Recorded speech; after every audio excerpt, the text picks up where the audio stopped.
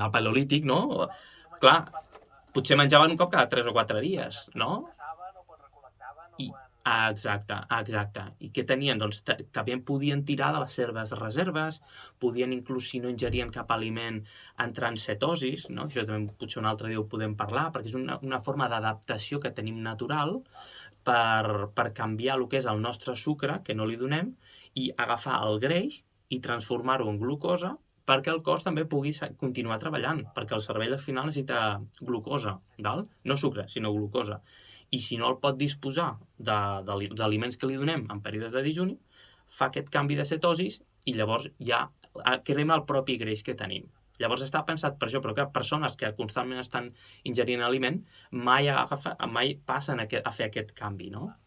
Això sí que ho detallarem un altre dia, perquè també és bastant interessant i a mi m'agrada molt també aquest tema, no? De veure com la biologia que tenim i de com ens afectava abans, doncs és que continua vigent avui en dia, perquè els canvis que tenim amb la vida moderna doncs, són bastant recents pel nostre cos, per la nostra biologia. I clar, després ens afecten en tindre malalties i empitjorar el nostre estat de salut.